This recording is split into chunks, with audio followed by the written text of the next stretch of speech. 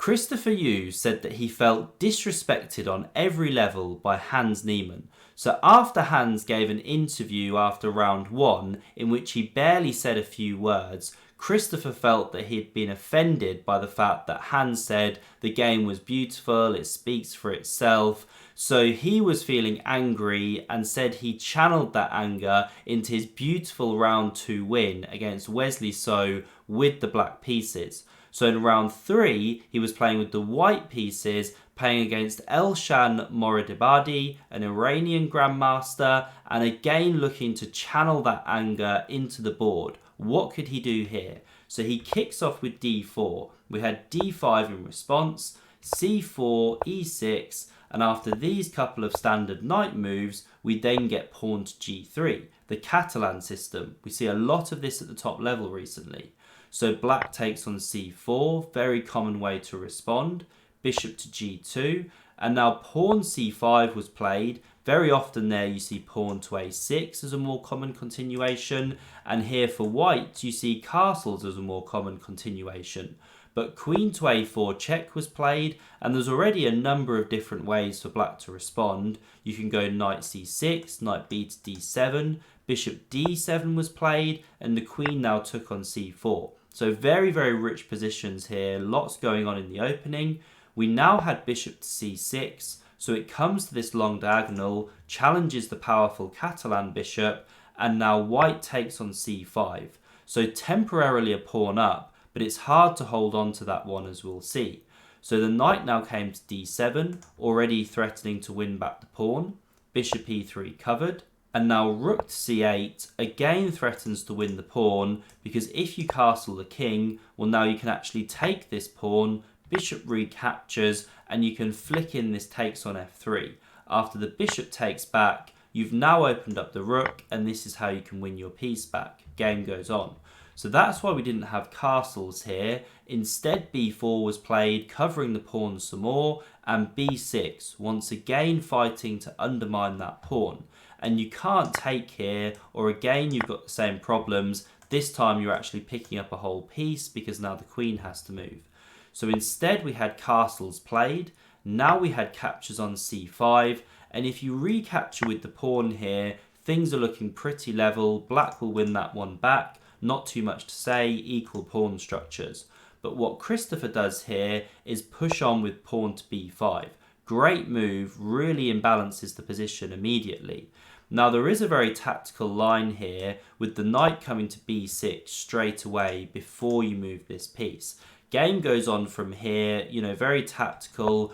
Black can actually win a pawn, but white gets a d-file attack straight away before the black king is castled. Then bishop f4, and from here you have to find bishop a4 if you're black. Whole thing's crazy. You really have to know your opening stuff there to go knight b6 and not just finish your development. So instead the bishop just nudged back here. Now we had rook to d1 anyway, bringing pressure down the open file.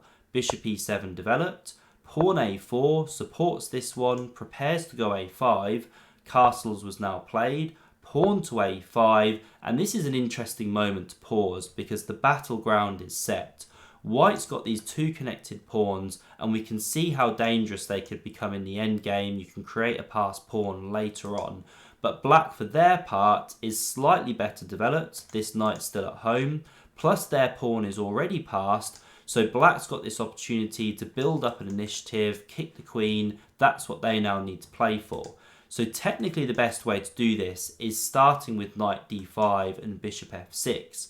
But knight b6 was played, hitting this queen. Now it is actually a mistake if white finds takes on d8. Now you can capture here and capture here. I don't want to go too much deeper on the line, but white can get an advantage here because of these two passed pawns if they unravel the pieces correctly. But Christopher plays in a bit more of a natural manner here. He just drops back that queen, and now when the knight comes to d5, he can tuck back the bishop, and he's claiming, okay, I still have these long-term advantages of two connected pawns there, could create a passer later on. So queen to e8 was now played, comes off the d-file, now targets this pawn, and here again Christopher missteps. He has mentioned that he needs to tighten up on his openings, but okay, he's only 15. You should technically go knight a3 or knight c3 here to defend the pawn. If you go queen to c4, which was played in the game, well, the problem here is that after knight to b4, good move, opening this bishop, now the queen stands as a bit of a target on that square, and we see it have to move again later in the game. So now knight a3 was played, gives this pawn some more cover. This knight came to e4, the bishop now came to f4. You don't want to lose that bishop for knight if you can avoid it. Bishop d5, picks up a tempo on the queen, it slides back here, and pawn to c4. Great move. So black's really seized the initiative now, white's on the back foot, and here Christopher goes wrong. So you should go knight to d4. The reason the knight is better from this square is quite deep, but you basically cover this pawn now, so that if c3 comes, you can now drop this knight back, blockading the pawn, pressuring this powerful knight, and this one still holds onto the pawn. It stops the queen from taking there. But what we had in the game was knight to e5 instead, and this did allow c3 if black found it, but they didn't find this move. However, it's very, very tactical and complicated, because for white to play the best way here, you have to take on e4, the bishop recaptures, and now you have to calculate what happens after knight d7 if you're the black player, because you're about to lose an exchange. Now technically black can stay better with things like pawn to c2. That pawn is enough compensation basically, which makes sense, but it's all very, very tactical. I can see why we didn't have this line played, going for c3. Instead this knight came back to c5, didn't allow any of this takes and then knight d7 stuff, and it's looking to come into b3, fork both of these pieces. So now we had takes on c4. Very brave move from Christopher. You open up the c file, but it is the best move. You have to go for some counterplay or you're just getting squashed with knight to b3. So the bishop now took on g2, and now fantastic calculation from Christopher. He doesn't recapture that one, then you're just a bit worse after this move here.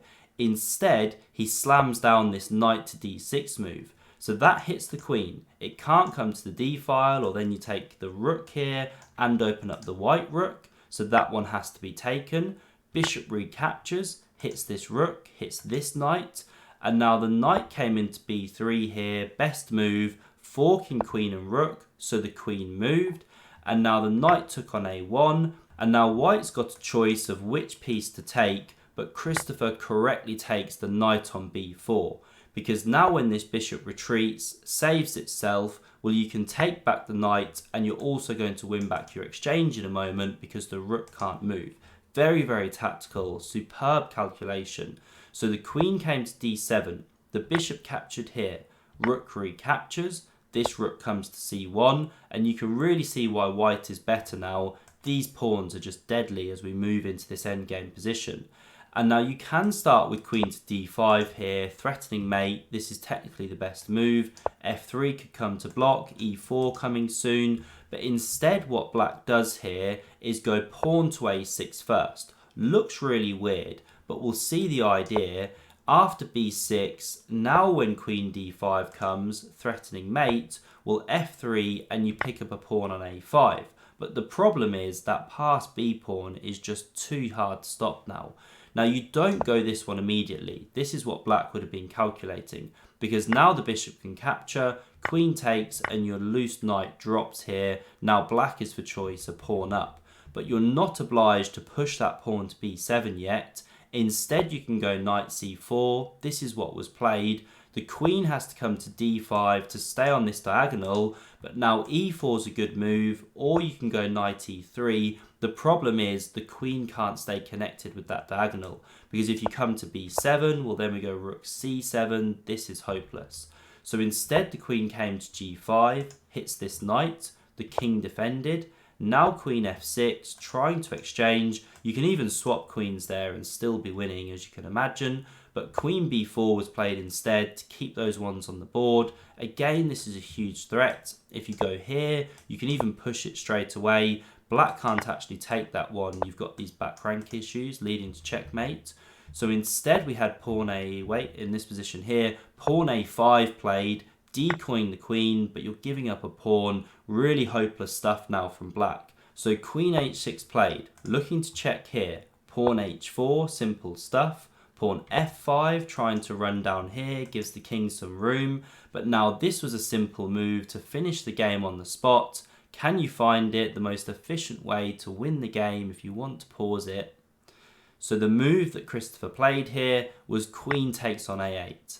This was a resignation on the spot now from the black player, because if the rook recaptures, well, we push on with the pawn, and regardless of where the rook goes, you're coming down here with the rook on c8, and you just can't stop the queen from actually going through. Whoops, if you capture here, that's a queen. If instead you, I don't know, move the queen, then we make a queen anyway. So completely game over. So a very nice victory from Christopher. He's now lost one to Hans, but then won two. And in today's round, he's also playing a Catalan, another very kind of tense tactical position. Very, very interesting to see how that will unfold. So watch out for this rising star. If you want to see another game played by a chess teenager, Hans Niemann, then click the video on screen. Do subscribe to never miss another one. Thanks for watching, and I'll see you soon.